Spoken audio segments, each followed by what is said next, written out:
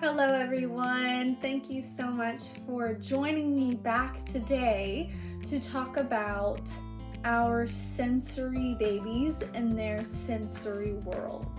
So in today's video, we are going to identify the different 7 senses, talk about what our infants' sensory preferences may be and how we can best support them, and also talk about what it's like to live in such a sensory world. At all times, there are 7 senses working together to take in information and determine what behaviors we are going to do. So let's quickly go through all of the 7 senses and use it to identify how we interact with our environment. Our 7 senses include vision, hearing, smell, taste, touch, proprioception, which is our body awareness sense. This sense tells us where our body is in space, and it also tells us how much force or strength is appropriate to use for each task.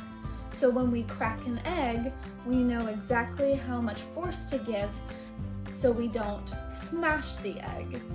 Our vestibular sense is our last sense. This sense tells us how our body is moving. So this gives us information on how to walk, how to balance ourselves, how to navigate our environment when we're sitting, standing, and actively moving. Let's take a look at this picture together and talk through how this baby may be taking in his sensory information and interacting with his environment. So this baby is using his sense of sight to look at his surroundings. He has a multicolored toy in front of him. He may be looking up at a parent or caregiver. He's also looking at any obstacles in his way when he's navigating. What could our baby be hearing? Is one of his parents talking?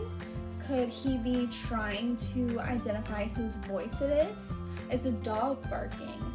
How is he reacting to all of the sounds of his environment?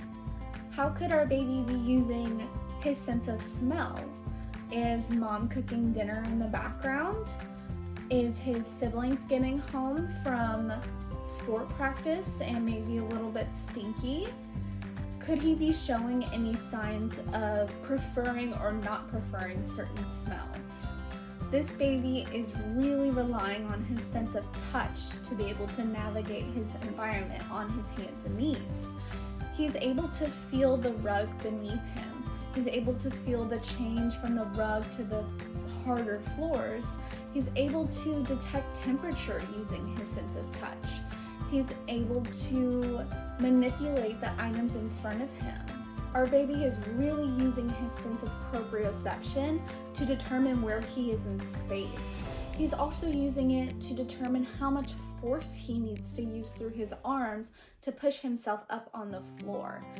How much strength does he need to pick up a toy and move it to another place? And lastly, the vestibular system.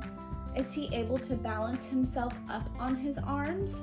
If he comes to a sitting position, can he balance himself there? Our baby is relying on his vestibular system to make sure he can stay upright during all of these functional tasks. Now, the baby we just looked at is in a very natural home environment that may be extremely catered to that infant's and their family's needs.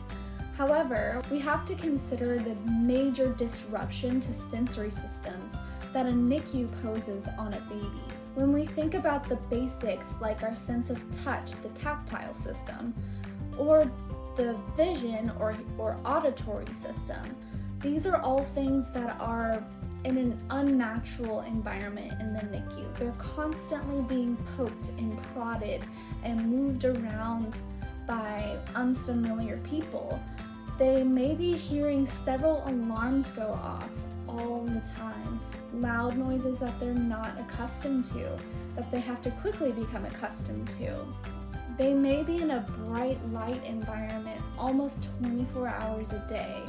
These are all things that are not natural to these infants and are nothing like what they were previously experiencing in the womb.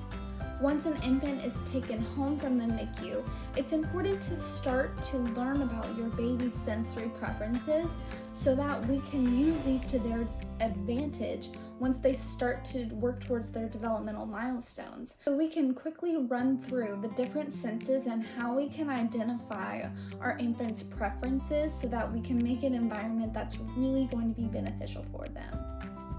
The first sense that we'll talk through is the tactile system. So our infants use the sense of touch to discriminate or tell apart different surfaces, different toys, their mom's skin versus clothes. We're able to use this sense to provide comfort, a soft blanket.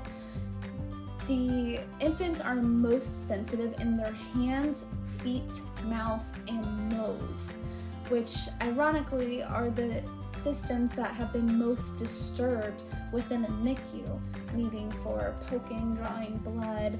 They may have a nasal cannula or feeding tube. Now the sense of smell. Babies can actually smell their mother's breast milk, and this can give them a sense of comfort. It can also reduce stress and promote attachment between mother and baby. The hearing sense. Research shows that loud noises can produce a change in baby's vitals and brain structure.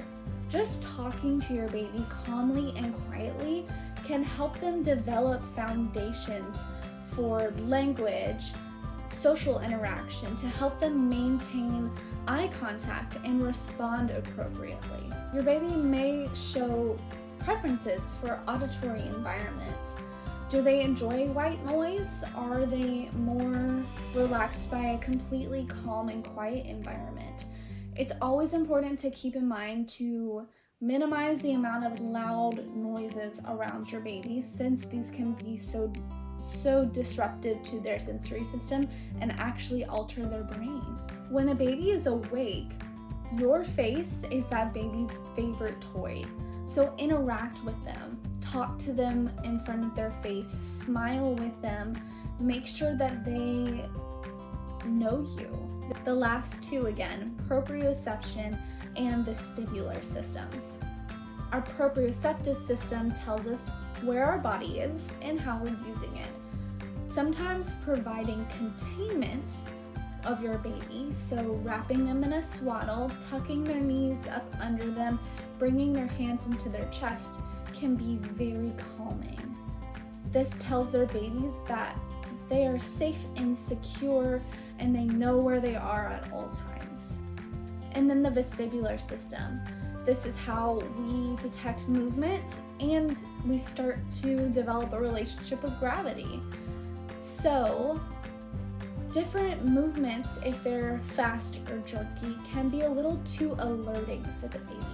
So make sure to keep this in mind when handling them or moving them from place to place. If you notice that when moving your baby or changing their position, they seem to startle or bring their arms out very quickly, maybe even shrug, this may be a sign that this is too much, too overwhelming for the babies. I hope this video gave just a little bit more insight into your baby's experience being a baby. It's a pleasure to make these for you guys. We'll see you next time. Bye.